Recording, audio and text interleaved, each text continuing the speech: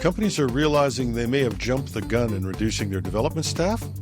Have we reached the point where we might not be able to tell the difference between AI-generated and human content?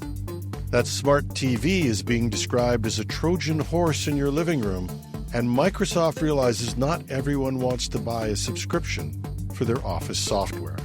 Welcome to #Trending. I'm your host, Jim Love. Let's get into it. According to an article in Analytics India, the tech job market is showing signs of recovery as developers are being rehired after a wave of layoffs that affected much of the industry. Major tech companies such as Amazon, Google, and Microsoft have started rehiring developers, offering thousands of new positions.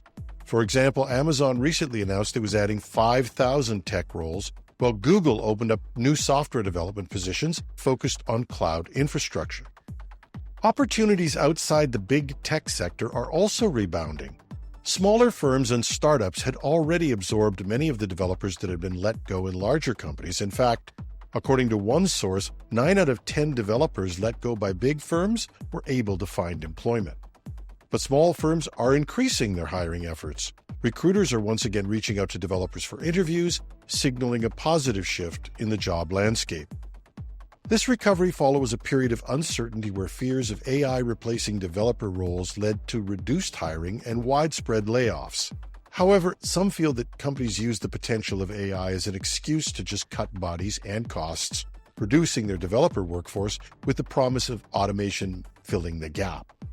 However, many of these companies discovered that their dreams of increased productivity and trying to replace the expertise of complex problem-solving skills that developers bring to projects was just not going to happen.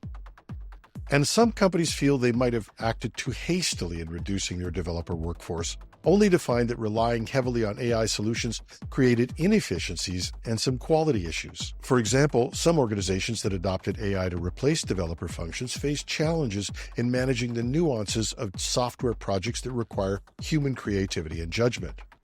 And recent trends suggest that the demand for skilled developers is going to remain strong, with many organizations recognizing the limitations of AI and the irreplaceable value of human expertise in software development. This resurgence in hiring is not limited to tech giants. Companies across various industries are seeking developers to support digital transformation initiatives as businesses adapt to new technologies and aim to improve their online presence.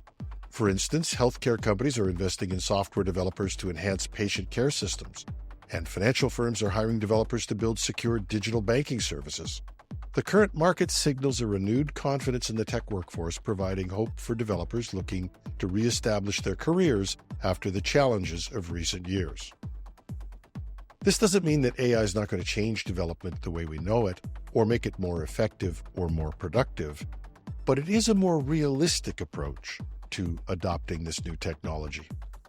And given the potential for a more competitive job market, it will also be interesting to see if companies are going to rethink or be more flexible on some of the draconian return to office mandates that they've instituted recently.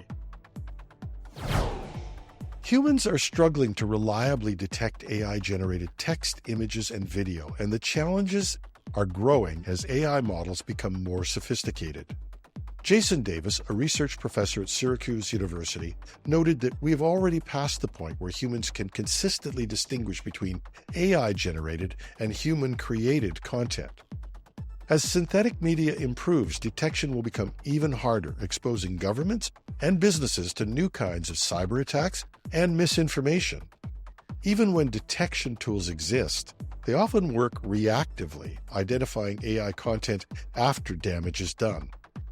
Many tools claiming to detect AI-generated content are also fundamentally unreliable. One solution, labeling AI-generated content, has limitations. Meta and Adobe have introduced labeling and provenance efforts, but these approaches are flawed since much content today involves human-machine collaboration. Meta, for example, changed its labeling from Made with AI to AI Info after concerns about mischaracterization. Are tiny changes or edits made with AI enough for it to be classed as made with AI? Adobe's Content Authenticity Initiative aims to provide transparency about content creation, but its content credentials are not designed to detect fake content. only to offer information for consumers to make informed decisions. The inadequacy of current detection and labeling methods has led to legislative efforts. About 20 U.S. states have introduced laws requiring disclosure of AI-generated content in campaign materials. However, there's a real question about how to enforce these laws. The inability to consistently detect AI-generated content leaves us vulnerable to misinformation, creating an urgent need for better solutions. As AI evolves, verifying the authenticity of digital content is going to be crucial to maintaining public trust. A new report from the Center for Digital Democracy, CDD, has likened smart TVs to a digital Trojan horse due to the extensive data collection and privacy risks they pose. The 48-page report, titled How TV Watches Us: Commercial Surveillance in the Streaming Era, describes how smart TV and streaming device manufacturers, along with streaming service providers, have created a surveillance system that undermines consumer privacy and protection. The report urges stronger regulations to address what it calls a privacy nightmare. The report, sent to the Federal Trade Commission and other regulators, outlines how connected TVs track and collect sensitive data about users, including health information, political preferences, and even children's interests.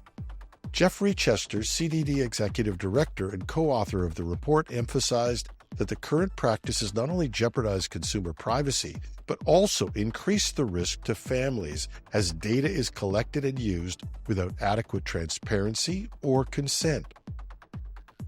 The report also raises concerns about the use of generative AI to enhance targeted advertising.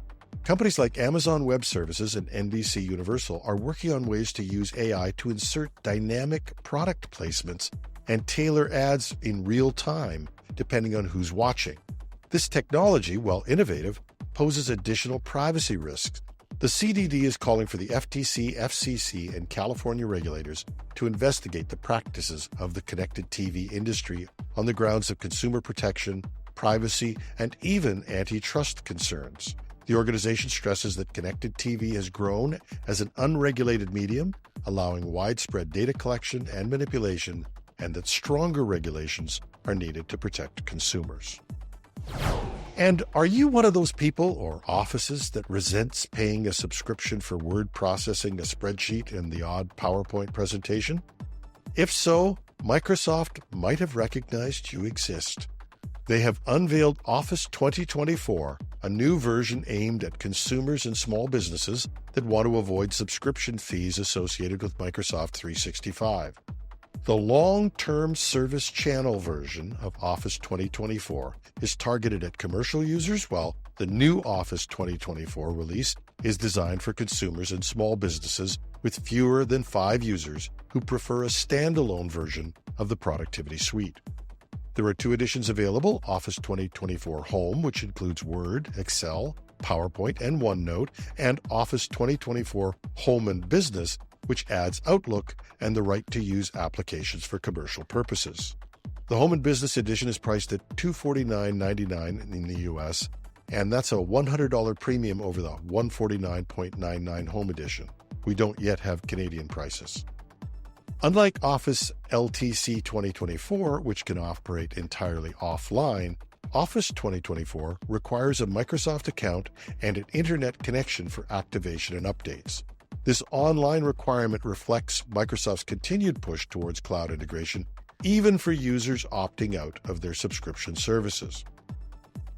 Office 2024 offers several enhancements, including improved performance for Excel, new text and array functions, and PowerPoint has a cameo function which allows users to insert a live camera feed onto their slides.